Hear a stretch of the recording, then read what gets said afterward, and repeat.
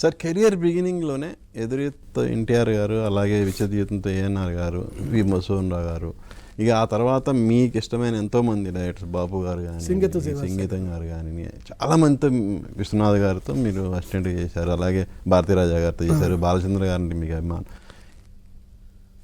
ఇంత జర్నీ ఉంది. అలాగే ఇప్పుడు ఎన్టీఆర్ గారి గురించి కానీ, నాగేశ్వరరావు గారి గురించి కానీ, మధుసూదన్ రావు గారి గురించి కానీ చెప్పుకోవాలంటే ఏం చెప్తారు? వాళ్ళందరూ అద్భుతాలండి. నేనేం చెప్తాను, చాలామంది రాసి నేను చదివాను కదండి. అంటే ఎందుకంటే మిగతా వాళ్ళందరి గురించి మీరు ఏదో సందర్భంలో చెప్పున్నారు. ఈ మధ్య యూట్యూబ్లో నా ఛానల్లోని రీల్స్ పెడుతున్నాను కదండి. ఆ పెట్టేటప్పుడు రామారావు గారి గురించి చాలా రీల్స్ పెట్టడం జరిగిందండి.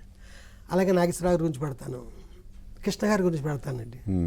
ఇలాగ నా అనుభవాలే. నేను కృష్ణ గారితో నేను పనిచేయలేదు అనుకోండి, ఒకేసారి కలిసి మాట్లాడాను. నళ్ళి అంటే నీకు ఫోన్ వచ్చింది అనే సినిమాకి డింపుల్ కపాడియా హీరోయిన్ అండి. ఒక కుర్రాడు ఉంటాడు. ఆ కుర్రాడు వచ్చి కృష్ణ గారి అబ్బాయి మహేష్ బాబు అండి. అప్పుడు నేను వెళ్ళి కృష్ణ గారిని అడిగితే, నేను ఆ ప్రొడ్యూసర్స్ వెళ్ళి మొన్నే ఓ సినిమాకి షూటింగ్ తీసుకెళ్ళి ఊటీ బోళెని రోజులు ఆడు స్కూల్ పాడు చేశాను. మళ్ళీ తొందరలో ఎగ్జామ్స్ అండి మా వాడికి. నేను మా అబ్బాయి చేయడు, నేనంటే చాలా ఇష్టం అంటున్నావు కదయ్యా. 116 15 సార్లు చూశానుగా మీ ఊరు రామచంద్రపురం కిషోర్ టాకీస్లో, నన్ను పెట్టి చెయ్యి ఏదో ఫ్రాంక్గా చాలా చక్కగా అద్భుతంగా మాట్లాడారండి. మరి ఆయన అంత మాట అన్న తర్వాత ఆయనతో సినిమా చేయాలని ఎప్పుడు అనిపించలేదా? లేదండి, నేను ఎక్కువ ఆయన సినిమాలు చాలా చూశానండి.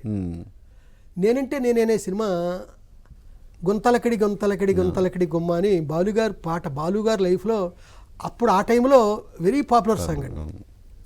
అవన్నీ ఎన్నిసార్లు చూసానో నాకే తెలియదు, అన్నిసార్లు చూశానండి.